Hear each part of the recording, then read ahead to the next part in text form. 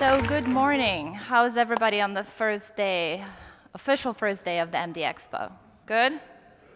Good? You all partied, gambled your money away last night? Not yet. You're leaving it for tonight. Okay. Sounds good. Well, hopefully the next hour or so that we'll have together, I'll try and keep you as entertained and also educated about the acquisition assessment process, the whole technology management cycle that we do at Huntington Hospital, but I'll also reference some of the previous experiences I had in this area from previous hospitals that I have worked at as well. So thank you again for the introduction. So you are here, hopefully in the right session, to talk about the effective and efficient way of approaching technology management cycle in general. So obviously we'll touch into acquisitions, we'll touch into assessments, we'll talk about, again, some of the approaches that we have used, including our capital planning process, and I'll share some of, hopefully, words of wisdom that have worked for us. Obviously, it's always an improvement path for us, so I'm here also to learn from you, and hopefully we'll have an open dialogue with questions and also share anything that you are doing. We're obviously here to learn. One of the best things about MD Expo is the networking, as I'm sure some of you that have attended MD Expo before or other conferences, that's really where you learn the most, by talking to people, your peers in the same industry, hospitals down the street. Sometimes you don't realize some of the best practices and some of the great things that they do. And obviously, this is a great forum to learn, not just from myself, but also from each other. So again, my name is Izabella Gieras, and I'm the Director of Clinical Technology Program that we have at Huntington Memorial Hospital. We're located in Pasadena, California, just outside of Los Angeles.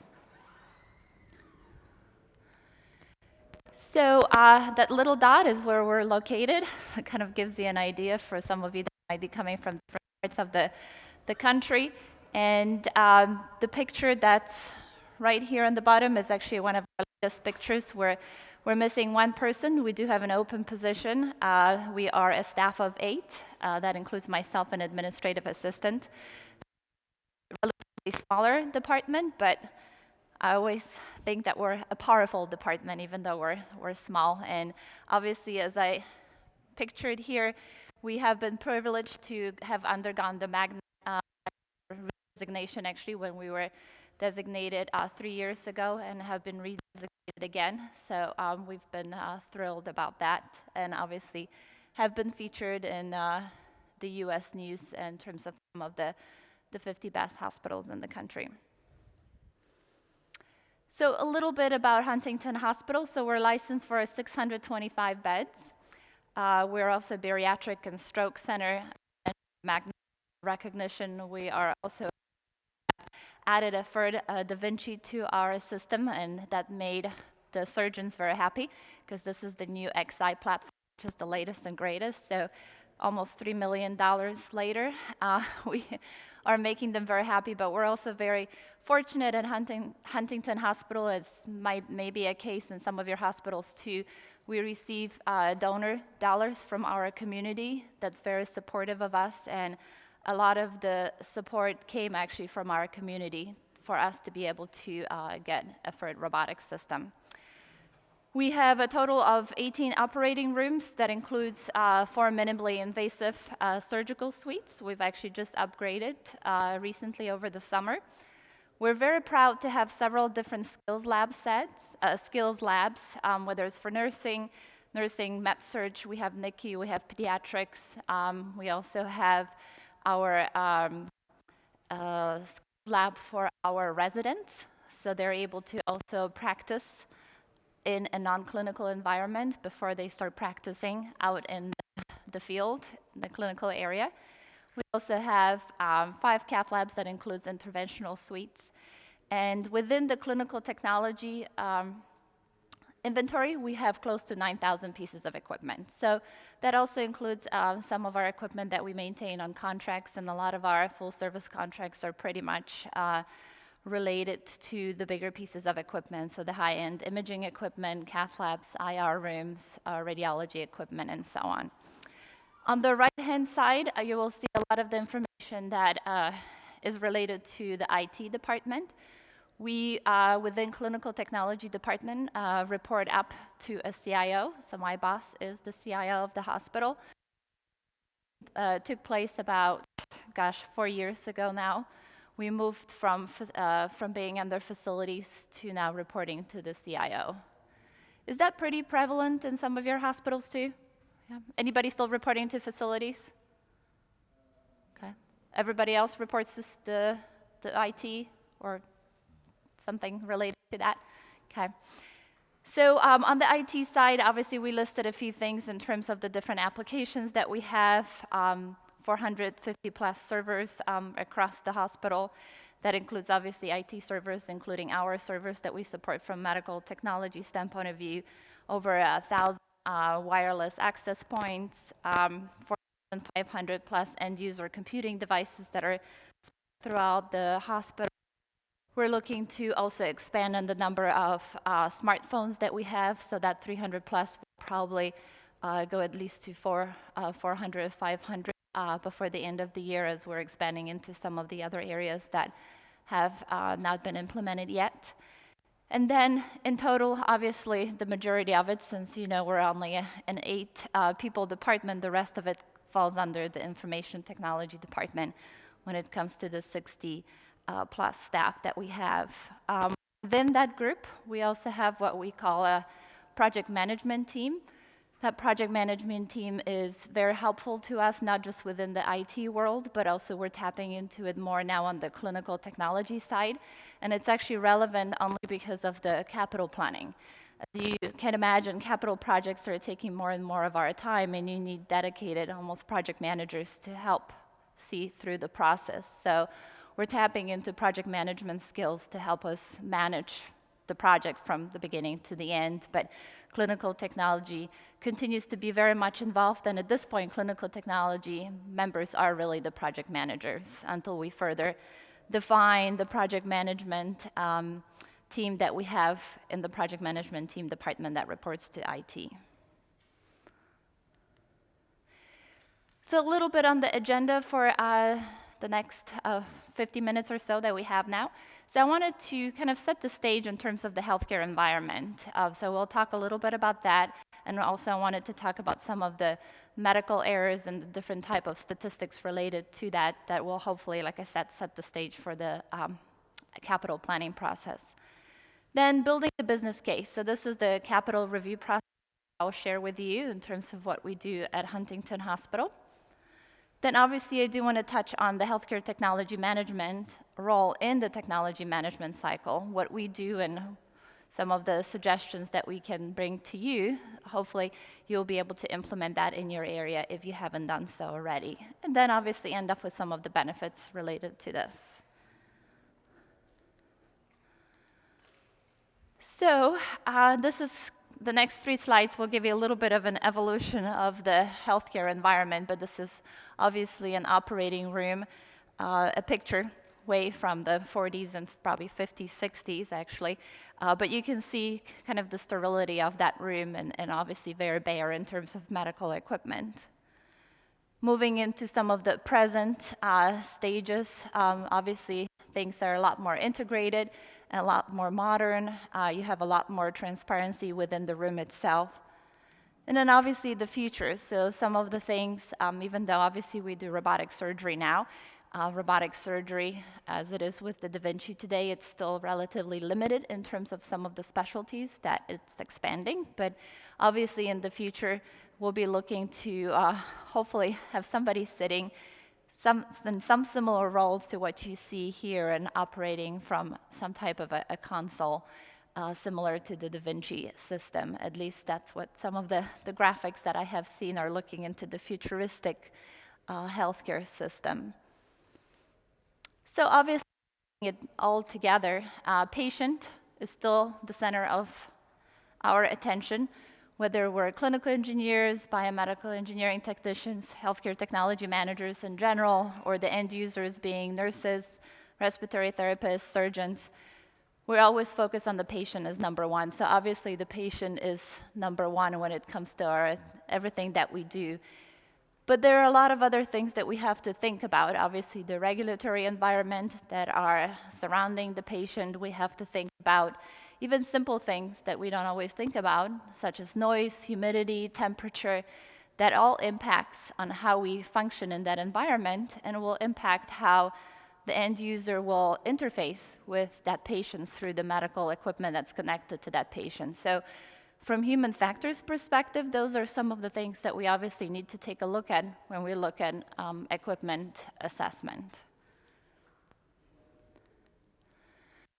So this is actually an interesting slide. This was taken from the Patient Safety Institute. This talks about the number of encounters for each fatality. This is the total lives lost per year. And you can see how healthcare compares to things like bungee jumping, mountain climbing, airline industry, driving, et cetera. So we're relatively high when it comes to the reported medical errors in the industry. So obviously, a lot of things need to be taken into consideration, and from our standpoint of view, a lot of it relates to how we select the appropriate medical equipment for our patients and our end users who are obviously going to be using the equipment on patients. So these are some actually interesting statistics that I thought were interesting and wanted to make sure I share with you. So it is estimated that 8 to 12% of patients that are admitted to the hospital experience adverse events while receiving healthcare. So that's pretty scary. I mean, we obviously don't want that number to be more than a zero, but it's happening, and probably some of those numbers can even be higher. And you can see there is a bunch of different adverse events, including infections, medication-related errors, which are pretty common, surgical errors. But the one that I highlighted, obviously, that's pertinent to us is the medical device failure. So what can we do to avoid, minimize, eliminate these adverse events related to medical failures? So moving on, when it comes to the medical device failures, it accounts for 30% of all types of adverse events. So some of the examples of device failures include product defects. So these could be, again, related to the design defect that goes back to how that product obviously was prototype, designed, and released to the market. Manufacturing defect, the same way. Could that have been through the assembly process, that there was some type of a defect that occurred to that product or to that lot? Sometimes we also focus on supplies that work with medical equipment that we also need to take into consideration. And then we also have the misuse and abuse of some of that equipment that could potentially, if misused, used inappropriately, could potentially lead to some of these errors as well. Keep on wanting to press this. So a few other statistical data. So 100,000 medical device reports per year are received by the FDA. So a lot of those, actually a third of those, involve use errors. So use errors obviously could be related to how the user interacts with the equipment, or use error could also be prompted by the fact that there is a design issue with that piece of equipment that has prompted the user to make a mistake or make an error when interacting with that piece of equipment. And as you can see, a lot of these use errors are linked to those design flaws. 44% of medical device recalls that were reported a few years ago were actually related to the design problems, which is a pretty large number. I'm sure everybody is familiar with this. Does everybody have some interaction with the ECRI Institute? Yes. Have it on a speed dial or in your email speed dial? I do. We do a lot with ECRI. We are obviously subscribers, so have been subscribers for a long time and always have been in the different institutions that I have worked at. It's obviously a great resource, and we'll talk about in some of those of you that do have the ability to tap into ECRI. There are obviously a few services that sometimes we forget about that will help us throughout the technology management process as well. So obviously, ECRI, as you have seen over the last few years, releases their top 10 technology hazards, and that's done on an annual basis. And a lot of them obviously tap into medical equipment or processes around how the equipment is used. So a lot of that could really also be linked to how we talk about and select medical equipment, and if we do that appropriately and improve that process, that will hopefully eliminate or minimize a lot of these technology hazards that are listed over there. So building the business case, well, we probably all feel that way every day, right? Okay. All right, so we're obviously trying to minimize all the hustle and bustle that all of us experience on a day-to-day basis in the hospital, and obviously capital planning is a major component of everything that we do, or it should be within our healthcare technology management world, because we are really the experts when it comes to medical equipment. So if you are not linked to a capital planning process today, it would certainly be a good idea to be part of that, because we can certainly bring a lot to the table, and you will see that. So a few years ago at Huntington Hospital, we decided to streamline our capital planning process as it was in a little bit of a chaos. So what happened is the hospital formed two committees, one in particular, which is the Capital Review Committee, and then the Operational Review Committee is actually a committee that the Capital Review Committee reports to.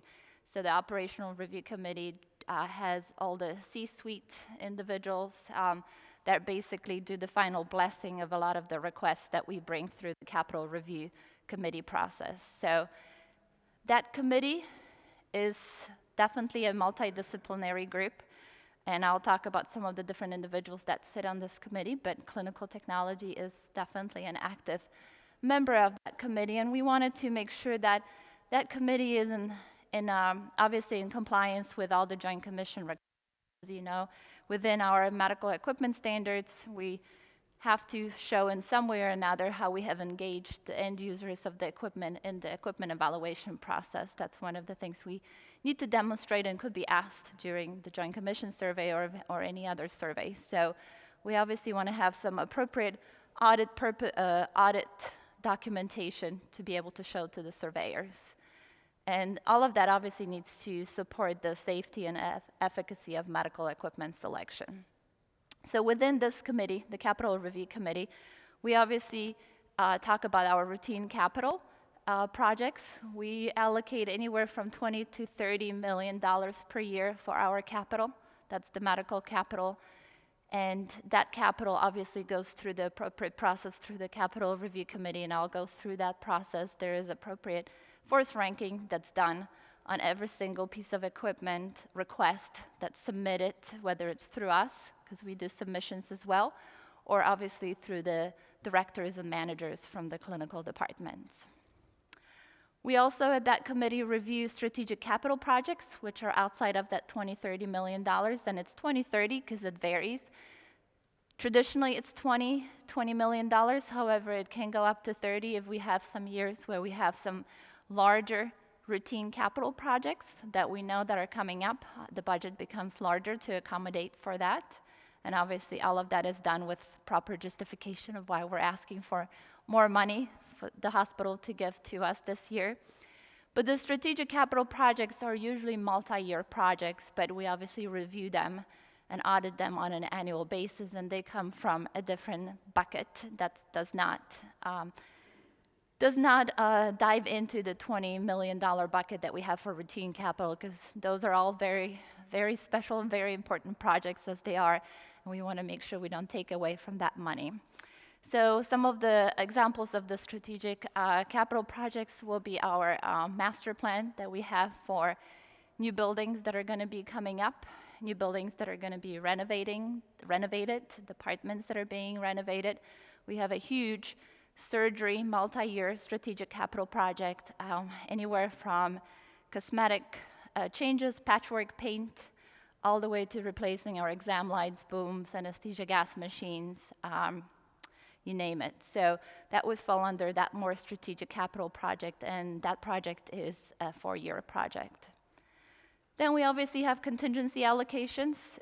We allocate anywhere from $2 to $3 million for contingency items.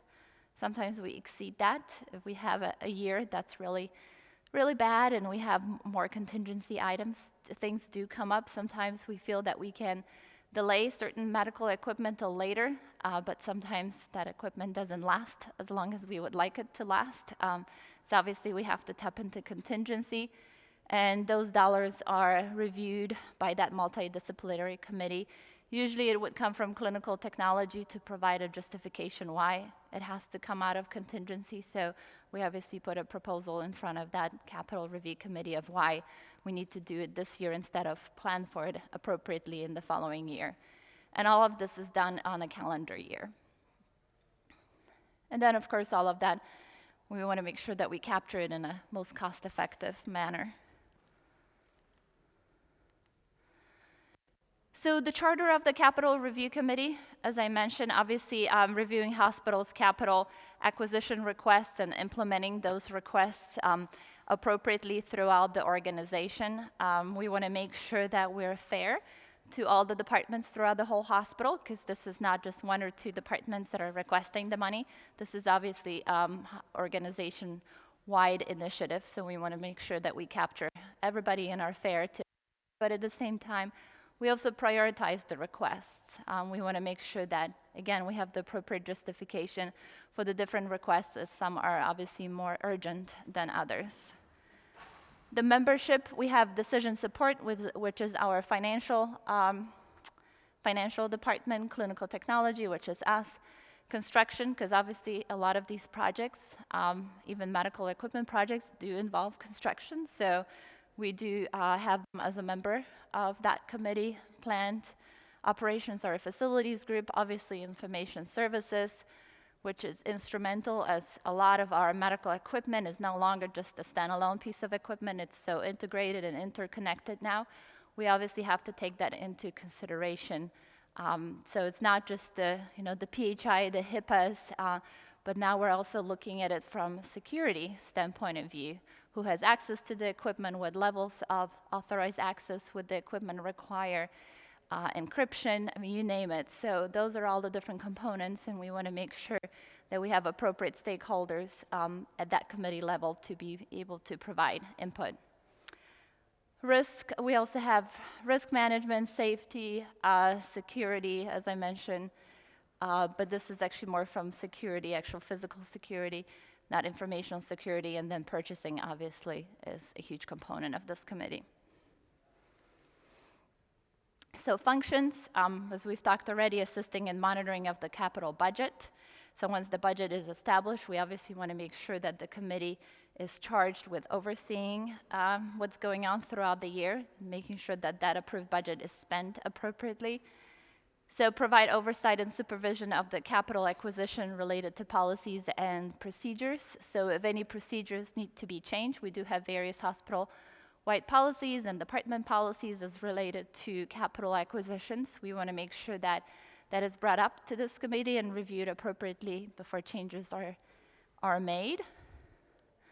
And then establishing methods to improve efficiency, quality of service, to achieve savings through the review and coordination of efforts. So obviously one of the things, in addition to making sure that the product is safe, effective for use, we also like to see some cost savings. So there are processes that we put in place, obviously, to help us be able to reap some of those cost-saving benefits as well.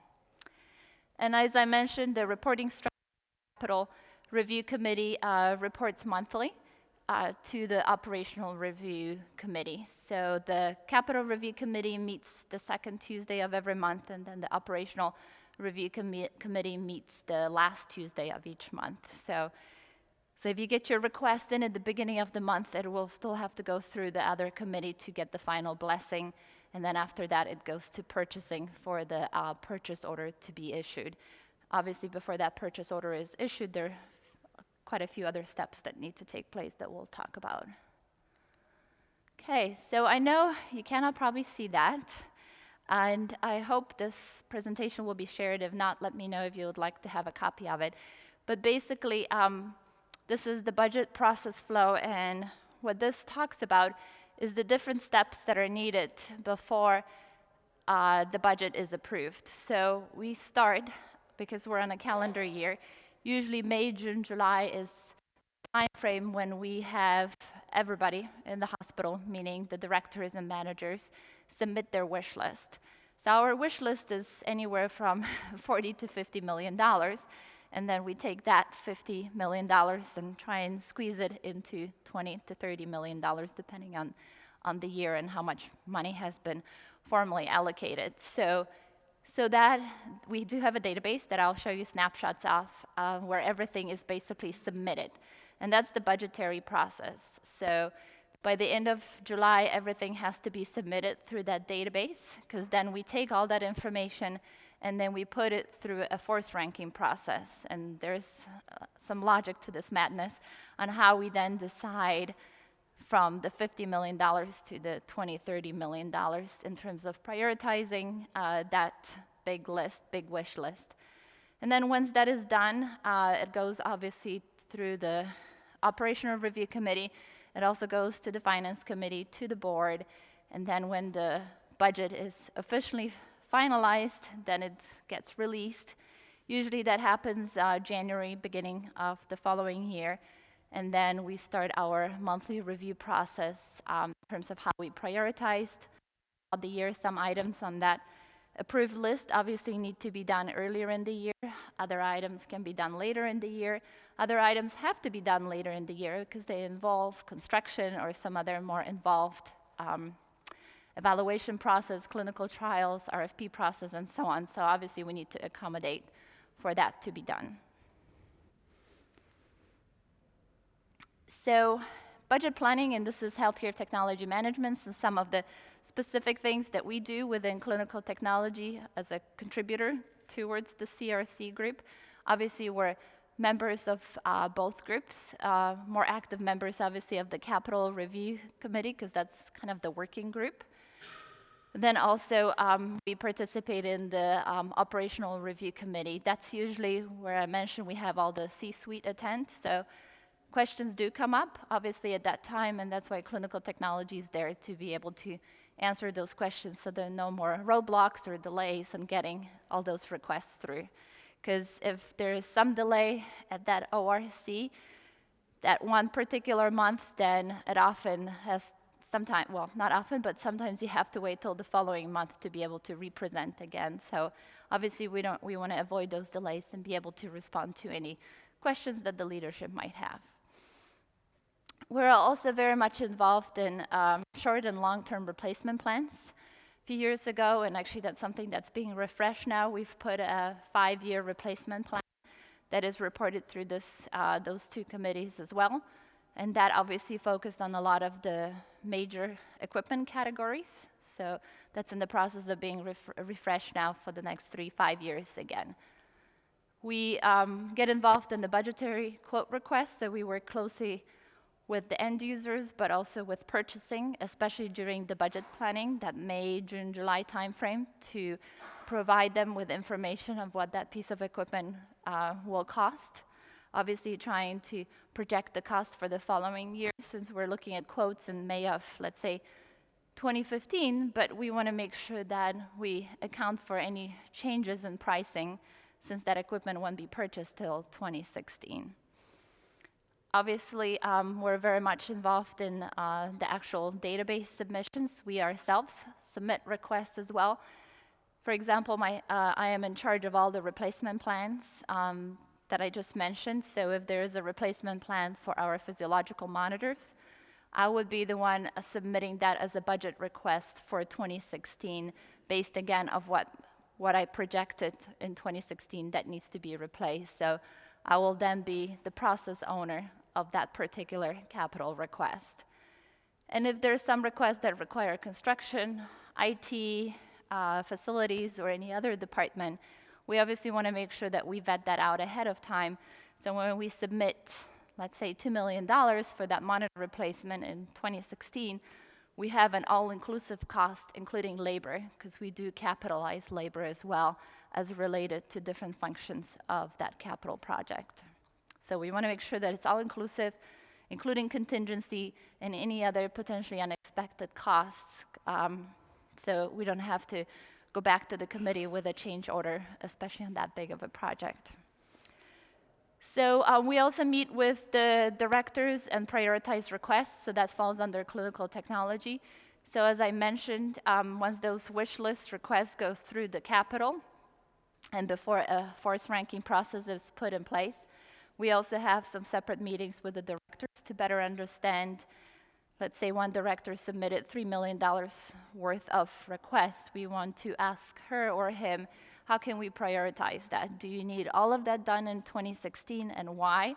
Or can we potentially maybe minimize some of those requests? Maybe instead of getting 10 surgical units, maybe we can get 5 of them next year and then a few more the following year. So we ask those questions and help them also prioritize. Because as you know, working with the directors and managers, sometimes they like to start big and they want the world, but when you start talking to them and kind of explain to them that there's a limited amount of money, and if they can work with us to help us also squeeze in everybody else, they will work with you to some extent, of course. And then, of course, the force ranking process, which, as I mentioned, I'll give you some of the information of how we go about that force ranking process. So this is a snapshot to the review database. It's actually a homegrown database. And as I mentioned, our force ranking process is actually constitutes of 5 different criteria. It's the strategic, operational, financial, clinical, and regulatory. So each of these components are taken into consideration for each of the, like I said, the $50 million requests that we start with, and then we narrow it down to what's manageable for the year. It looks like when we do the force ranking. So you can see that on this side, we have all these requests that go all the way down. And then here are the different, the criteria, the five criteria that I mentioned. And there is a drop-down menu that we choose from that basically is 0 is none, it's low in terms of impact, medium, and then high, depending on where the 5 different criteria fit in for each particular requests that we are evaluating. So this is a snapshot of what some of that weighting, when we start adding weight to the criteria. Obviously, we look at the impact value that we assign to that particular request, and then the percentage of importance value. So each of the 5 criteria has a different weight that we have assigned, and then we multiply it and add it all together and gives us a total score. The total score is then basically prioritized based on the low-high score, and that's at least a starting point.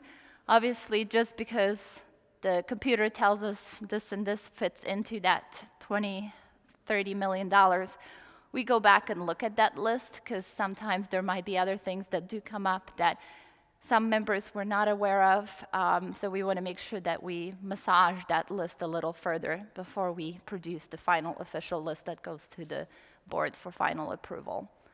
So this is, again, probably cannot see it too well, but it's basically a snapshot from the database on the different request prioritization, the cost that they were submitted for, and so on. And then this is a sample.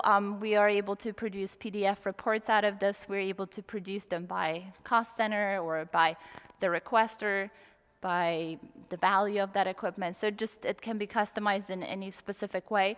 For most part, we do reports by the VP, so they know when they look at their list what has been submitted within their departments and how much. Yes? So for your CRC, what is the threshold dollar amount they start at? Good question. So our capital amount is $5,000. So anything over $5,000 would go into that committee. And the limit is whatever? Yes. Sky? Yes, that's correct. So $5,000, although we do have, and I'm sure that's the case with some of your committees too, if you have a quantity of 10 or 20 feeding pumps, but they're smaller value, but at the end there will be obviously over $5,000. We still treat it as a capital project, and it comes through the capital review. So this is a very busy slide, but basically what it is, it's monthly process review. So once the budget is approved for the year. So let's say the budget is approved now for 2015. Each month, obviously, as those committees meet, the requester, the original requester, will then submit an official request through the Capitol now, because obviously before it was a budgetary. Now the idea is obviously to get the formal quotes, make sure that all the evaluations have been done, all the biddings have been done, quotes or costs have been negotiated to some extent, because there's further negotiations that are still done through purchasing, and also further benchmarking that's done through purchasing when it comes to ECRI. We do that on the final quotes before we issue a PO on that. So the request would come in, let's say we have now November Capital Review Committee coming in. So those requests will be reviewed by the committee to make sure that nothing else has been missed, that it still fits in within that routine approved capital for the year, and nobody's trying to sneak in something without our approval. And we go through the various steps of obviously approving it. Then from there it goes, if approved, to the that provides the final blessing. Sometimes those requests are put on hold if there's still more information required by the VPs. They sometimes come up with questions that we don't think about at the Capital Review Committee level, so obviously those need to be responded to. In between, if we don't respond to it before the end of the month, then it goes again back to it would in this case come back to the December committee for final review before it's formally approved. This is often the case with a lot of the bigger projects. Some of our, especially the ones that are over $1 million, they're obviously a lot more scrutinized than some of the other smaller projects. And the $1 million projects, before they leave the ORC, they have to be fully vetted out because they also have to go to the board. So obviously, we need to make sure all the questions are exhausted, because we want to make sure that the board has everything in place before they review it. Sorry? Oh, so I have that information as well, but anything over $20,000, we require at least 3 bids. Yep. So actually, let me move on, because I just realized we have 20 minutes left. So the next few slides, which goes to the end of the presentation, talks about the technology management cycle that I mentioned as part of the agenda. So here are some of the things that we do as now behind the scenes. Obviously, this was the big picture, the capital review process that the hospital is involved in, and obviously clinical technology is part of. But then there is obviously work that is done behind the scenes within the clinical technology department to make it all happen. So this is just a very high level cycle that starts with the technology planning, and we'll go into some of the details. Technology assessment that follows technology acquisition, and then technology implementation before you kind of start the replacement cycle all over again. And with safety, as I mentioned, always the number one with everything that we do. So the technology planning process, so some of the things, and obviously this is applicable especially to the bigger projects, but we try and do it with all the capital projects that are approved, sometimes to some minimal level. We also do it with the non-capital projects, which are the ones valued under $5,000. But again, this is really, the key focus is on the capital projects, because that's where we want to spend all our energy. So the needs assessment, that's kind of the key. Before we start anything, we want to make sure that we've performed some type of a needs assessment, meaning discussion with the director or the manager or the end user that has requested it, to make sure that it's truly needed. Because as we all know, all the clinical people, they have a lot of ideas and they want a lot of things.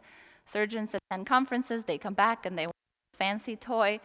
So we want to make sure that we have some methodology in place and some discussion prior to any of that starting place. So within that, we also start very early on taking into consideration utilities, cabling, infrastructure needs. As I mentioned before, equipment is so integrated nowadays, so interconnected.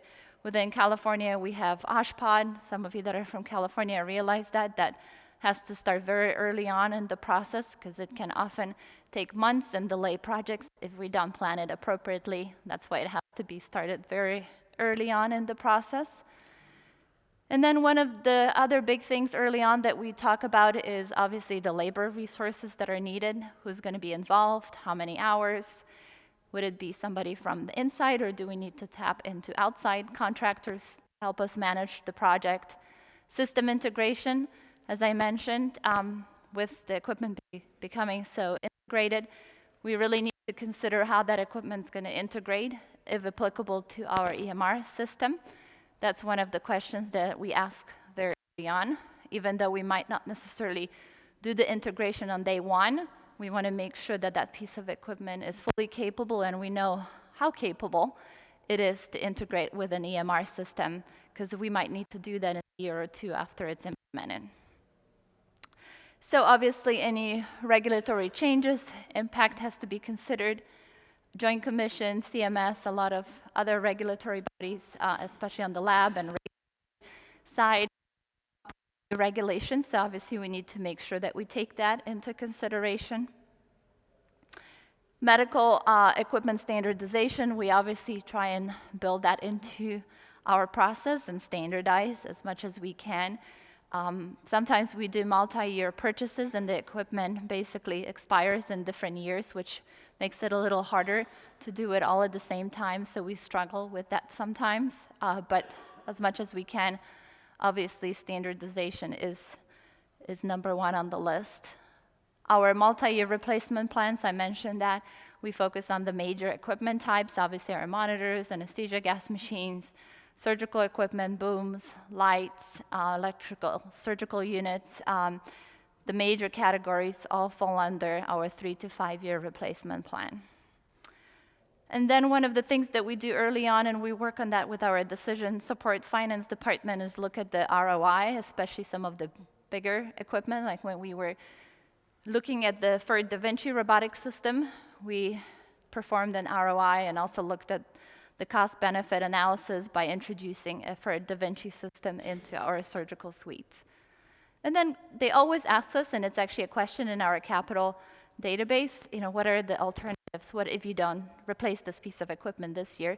What would happen? So obviously we need to be able to process that intelligently and let them know, what the consequences would be if we don't replace that particular piece of equipment right now.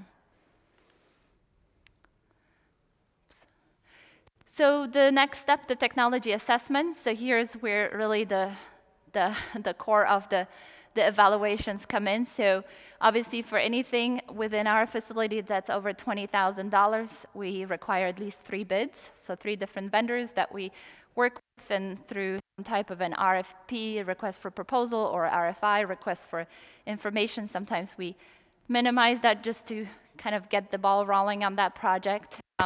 We do tap into ECRI Institute, as I mentioned, to get templates or other resources, although we've seen them and we've tapped into them through internet searches. We were actually recently doing an RFP on RFID, RTLS equipment, and we found few good resources just searching through the internet, which was very helpful. And then we tap into the vendors that we're going to work with. They often have templates and other type of resources available to us that will help us through that evaluation process. Vendor presentations, we require that as part of our RFP process to make sure that they actually physically come in, present their product.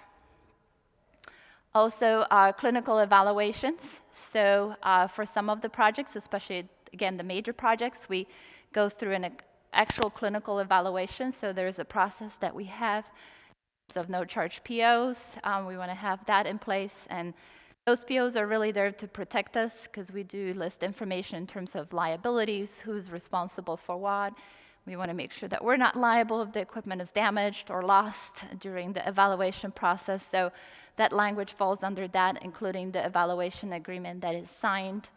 And then service reports. With any piece of equipment that comes in as a demo, evaluation, trial, we ask for comprehensive service reports to make sure that that piece of equipment has passed all their quality checks, has the latest and greatest preventive maintenance, and it's obviously, sometimes we got service reports that didn't match the serial number of the equipment that came in for the trial, so obviously we're very particular about that.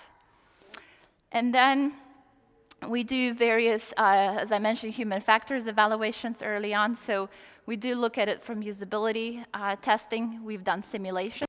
Sometimes when we're done want to go through a full-fledged clinical trial, we would set up simulations over maybe a day or two, invite the three vendors, and design an actual questionnaire and have the users interact with that piece of equipment so we can observe how well they're interacting with it, what kind of challenges they're seeing, are they struggling with all the instructions, and then, based on that, we record our observations and our feedback, and that helps us with the final decision making.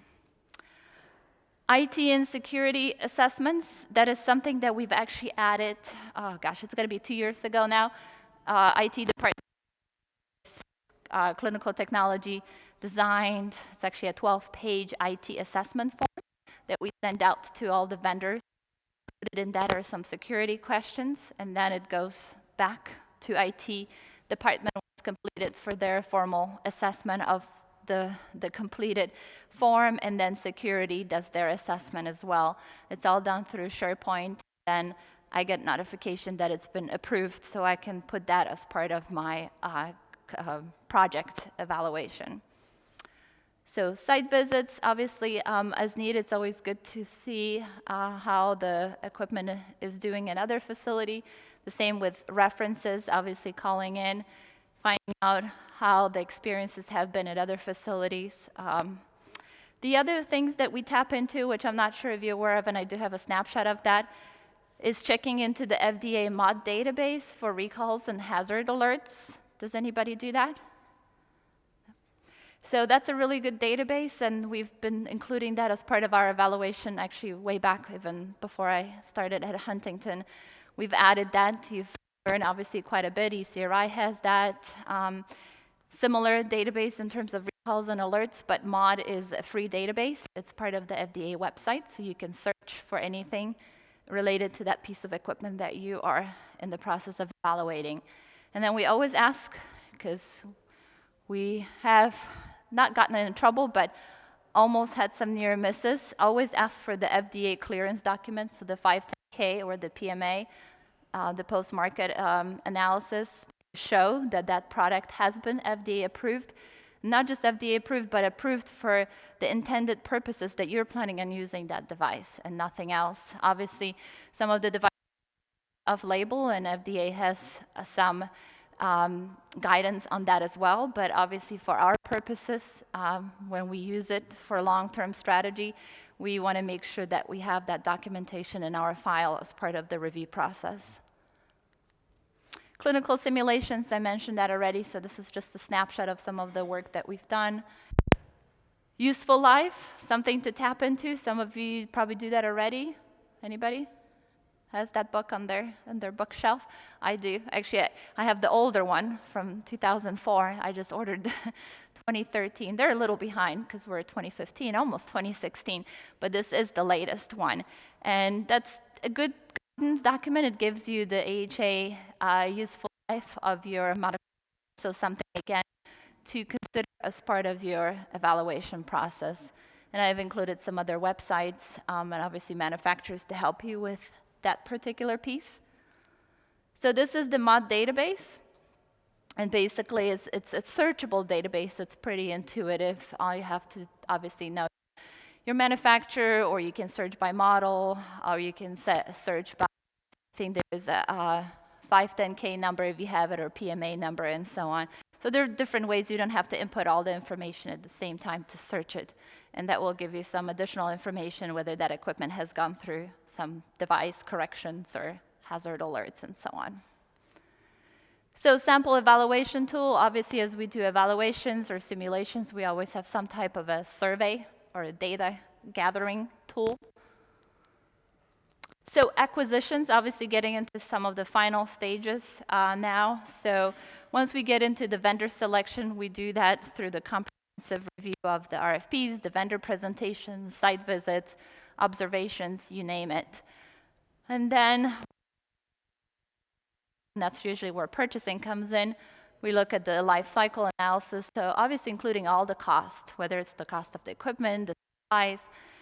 We even look into the biomed training, testing equipment, maintenance of that equipment, you name it. I mean, everything goes in order to give us a better picture of how that's going to compare over time, over the useful life of that equipment. So here are some negotiables. I'll just let you guys read through that, but these are some of the things that we focus on that sometimes we forget. The training, always ask for training.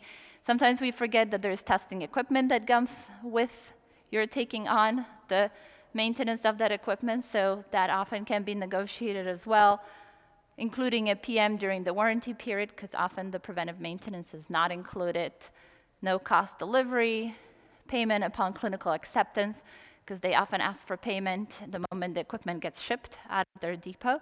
We always like to do that upon first case and formal acceptance that the equipment has worked. And then obviously, projects do get delayed, especially some of the construction projects. So always build it into your agreement that you will receive the latest and greatest software, hardware on that piece of equipment, because often within a period of 6 months, that piece of equipment have evolved into a new upgraded model. We actually had that happen with our sterilizers a few years ago. And then obviously operator service manuals at no cost. So implementation kind of being the last stage.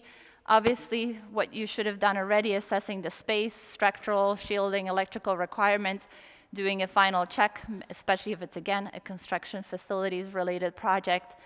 After delivery and before installation, inspect for damage. We always ask the vendors to come in and unpack, set up the equipment for us, regardless of what that equipment is, big, small, high value, high dollar value, small dollar value.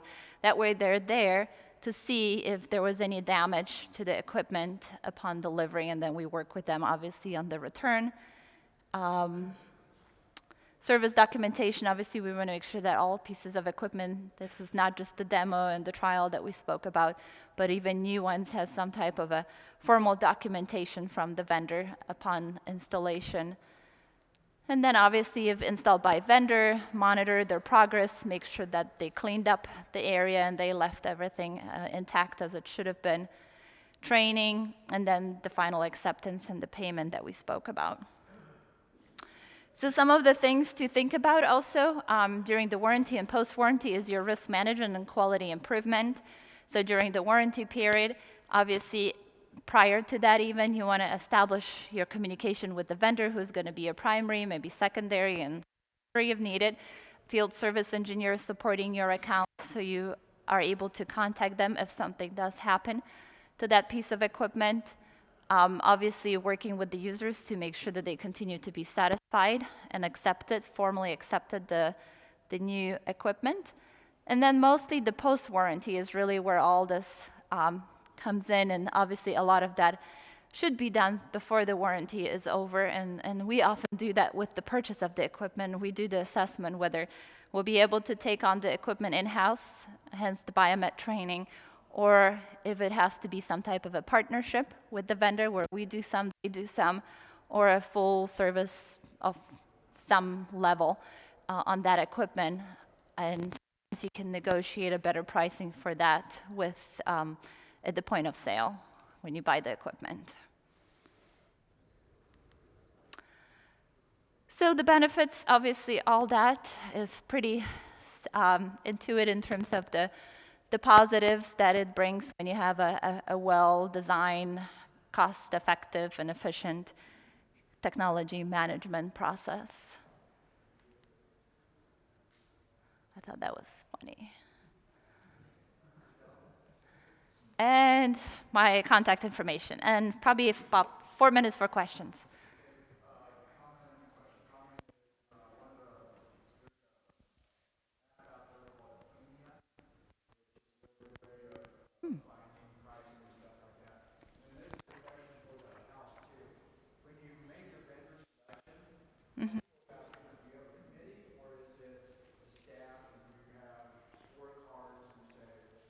How do we select the 1, 2, 3, 4?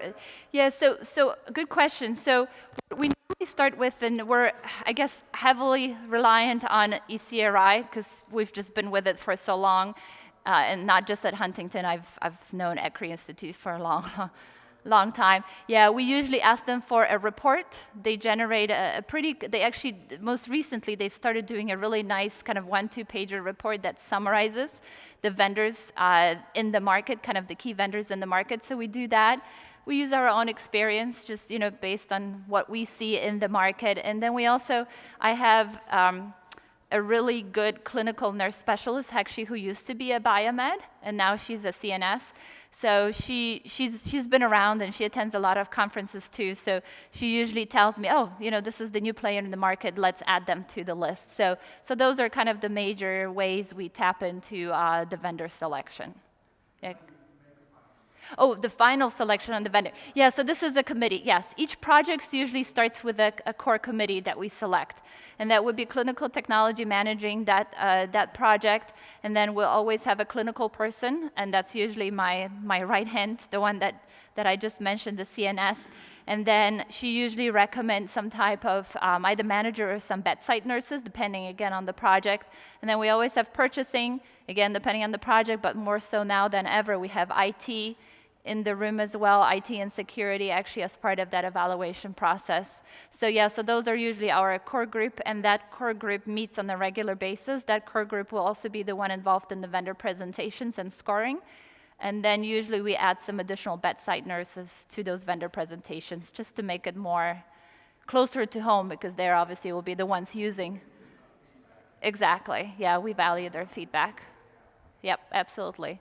Did we have a question there? Yes. What role do you play in retirement of the equipment, if any?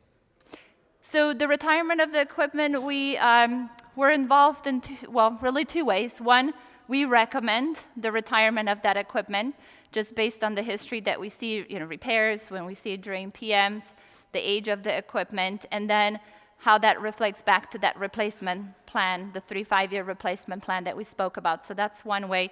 The other way is just the managers coming to us and say, hey, we want to retire this piece of equipment, and we want to start looking at a new equipment. That's usually not so much because of repair history and age of it, but it's changes in clinical needs. They know best, some of the new procedures that will be taking place, that now they need a new equipment with stronger, more powerful, or new functionality, and they will come to us and say, we're going to retire that piece of equipment, please work with us for replacement to the specs that we need for the new procedure. Yep.